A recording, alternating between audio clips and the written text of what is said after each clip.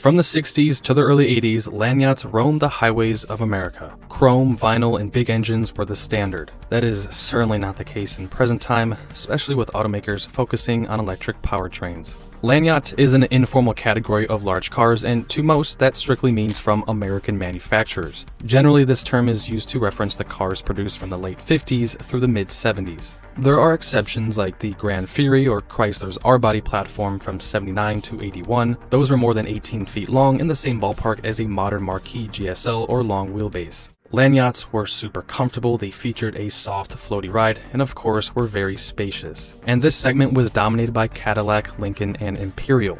I said earlier that Lanyards are strictly American, however the Mercedes 600 and possibly the Phantom 6 could definitely be considered. I feel like limos shouldn't be mentioned just because they weren't exactly accessible to everyone and some had very limited production runs. Lincoln and Cadillac both had their variations, and while they are stunning, they don't necessarily fit with this list. Some of the caddies were extended from the factory, and I'll touch base on this later, but most were modified from outside coach companies. While most of the cars on this list fit the criteria of being a Lanyard, there are a few that aren't by technical standards. Regardless if they are or not, these cars were the longest from the 1970s. I believe I did a decent job creating this list. Of course, I'm not an expert by any stretch of the imagination. I wasn't even born during this time, so bear with me. With all that said, I do sure hope you enjoyed this week's video. It was definitely a fun one to make.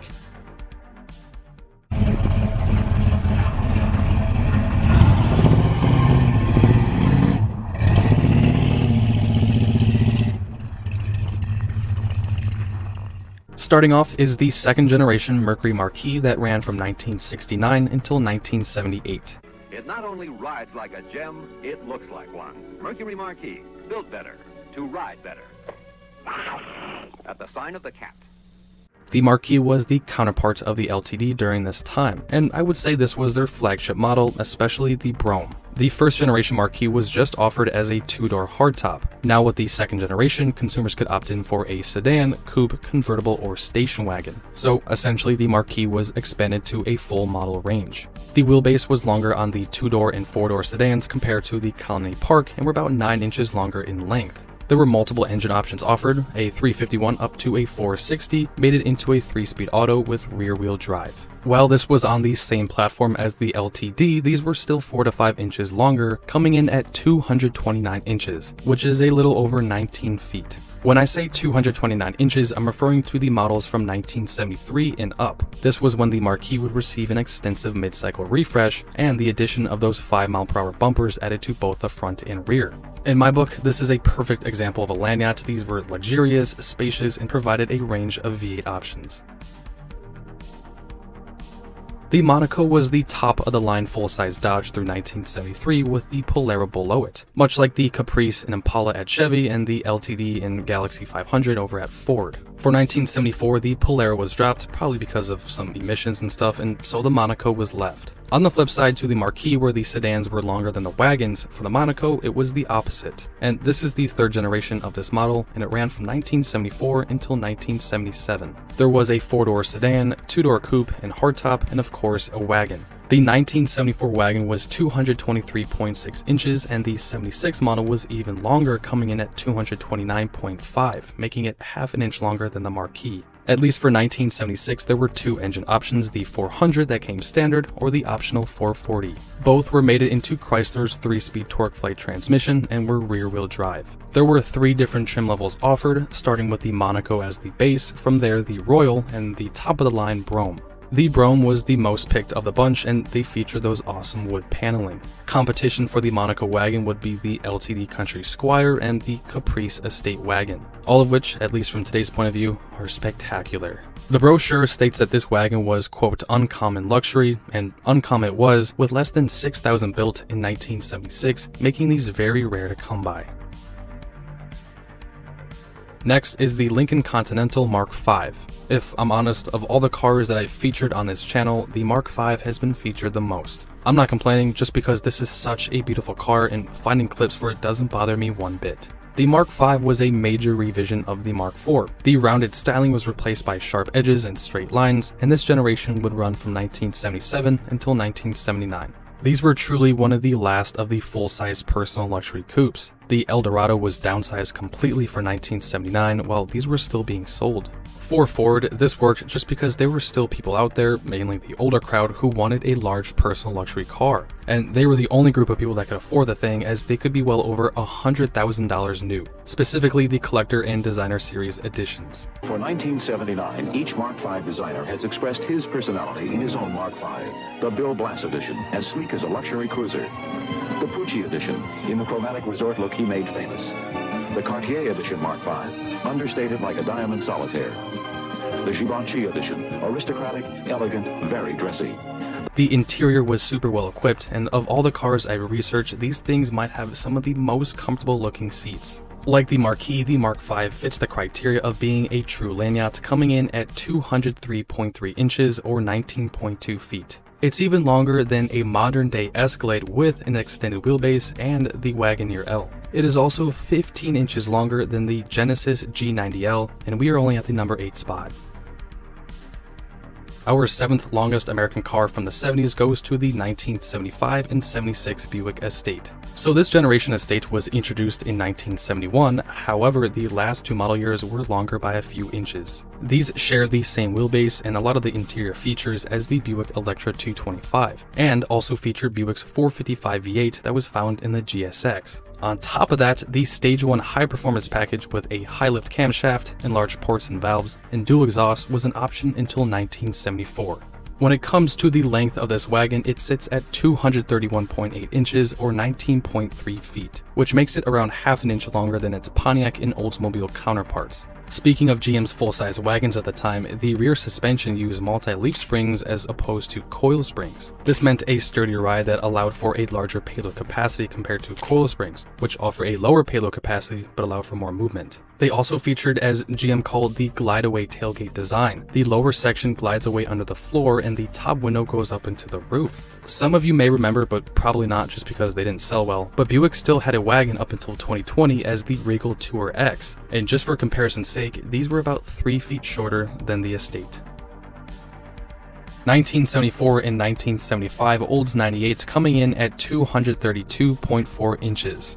This would be Oldsmobile's biggest full-size car and also the roomiest ever built thanks to GM's new full-size bodies introduced in 1971. Hold on, I take that back. They are the biggest in terms of length, but not the roomiest ever built by GM. That goes to the 90s Caprice, Roadmaster, Custom Cruiser, those giant B bodies. The Olds 98 was their flagship model at the time. Truly, in my opinion, an elegant looking car, especially with the Regency package. With the Buick Estate wagon and now the Olds 98, the years 1974 and 1975 stick out for one reason. They were the longest because the government mandated those 5-mile-per-hour bumpers to be added to both the front and rear. Life is filled with little bumps. But General Motors cars for 1974 face up to them beautifully. And of all the different configurations that could be had, the 4-door hardtop was the longest. The Olds 98 came standard with the 455 Rocket V8, which came with a cold air induction system, good for 320 horsepower, made it into a 3-speed automatic.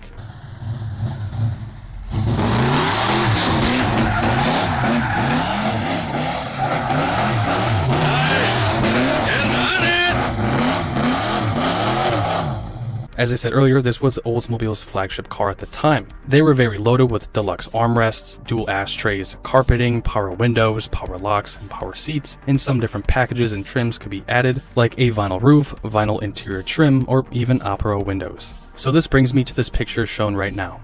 I wasn't around during the 70s, so for those that have, my question is what was seen as more prestigious or showed more wealth, a Buick or an Oldsmobile? When I ask this, I'm referring to the Electra and 98. Let me know in the comments down below. The Chrysler has always been designed with the idea that it should be an automobile of integrity and beauty. Introducing a totally new expression of that idea. A Chrysler with an altogether new appearance. A Chrysler with an abundance of comfort. See the 1974 Chrysler New Yorker. 1974 to 1978 Chrysler New Yorker, the last full-size Chrysler models built from the ground up. Unlike GM, this new body styling was introduced in '74, right at the peak of the oil crisis. GM introduced their big bodies in 1971. This wasn't Chrysler's fault really, the timing was just awful and sales reflected that. This was just another factor that led to their downfall during this time. There were two trims offered, either base and Brougham. Of course, Brougham meant top of the line. The New Yorker was featured in my top 10 most expensive American cars of the 70s, sitting at the number 10 spot. On this list, it sits at number 5, being 232.7 inches, and I believe it would get to that point in 1976. These don't really get the appreciation that they deserve. Maybe it's because some model years feature that lean burn system that had way too many flaws with it, but I'm sure this could be converted to an ECU system. Taking the mechanics out of the picture and judging based on looks, they certainly do look more elegant than many cars from this era. For one, they still had a chrome-plated metal grille, while Cadillac had moved on to plastic. Now, I don't have a favorite of the big three, I know a lot of you guys do, but I just like cars. Of course, I will make remarks about each of them, just I don't want to come off as being biased in any way. 1977 to 1979 Lincoln Continental, coming in at 233 inches or 19.4 feet. This is the 5th generation Continental, sharing its platform with the previously mentioned Marquis or Grand Marquis and the LTD. These Continentals received a lot of year-to-year changes with the taillights, grille, and windows. They also were offered in a lot of special editions and trims, and even the vinyl tops were different across the different models. What I'm saying is there is a lot to this car. Of course, these were body on frame, which allowed for reduced road shock, noise, and vibration. The rear suspension utilizes coil springs along with the front. The interior, just like the Mark V, is absolutely stunning and looks very comfortable. It's a Lincoln Continental, right up there with the Fleetwood. You really cannot go wrong. 1975 Buick Electra 225, and this was Buick's flagship sedan at the time. I already talked about the 98, however, for just 1975, this car was 234.4 inches or 19.5 feet. The old 98 was 231.8, making these a little less than 3 inches longer. I hate to sound a little repetitive here, but there's not much that's different at a quick glance compared to the 98. Obviously, the front and rear designs are altered along with different interior designs, especially with the seats, but mechanically speaking, they are the same. 455 V8 under the hood made it into GM's turbo-hydromatic automatic transmission. From what I've read from actual owners, they all seem to enjoy the ride that these provided. 1977 would be a dramatic change for the Electra and everything else on this platform, as they were heavily downsized. In terms of length, they were cut more than 10 inches and weren't nearly as powerful. Buick is actually bringing back the Electra name for 2025. I'm sure you can all guess that it will be nothing like the original. They actually couldn't be any more different. Our second longest American car from the 70s goes to the 1975 Cadillac Fleetwood 60 Special. Again, we are on GM's full-size C-body platform, but this time we have a Cadillac. I said at the beginning of the video that I didn't want to mention any limousines, and the 60 Special could be had in a limo configuration. However, they could also be had as a 9-passenger sedan. The only difference between the two was the addition of a division window, so technically they aren't classified as a limo. The 60 Special could only be purchased by the top 1% of people, at least brand new. They were more than $85,000 and were offered in a few trims, the highest being the Telsman. The 60 Special was 233.7 inches, which makes it about 6 inches shorter than 20 feet. For comparison's sake, that's the length of a grown great white shark. The rear had these fender extensions which allowed for increased length, and the reason for them was to meet impact standards. I heard that if these get messed up, it's an expensive fix.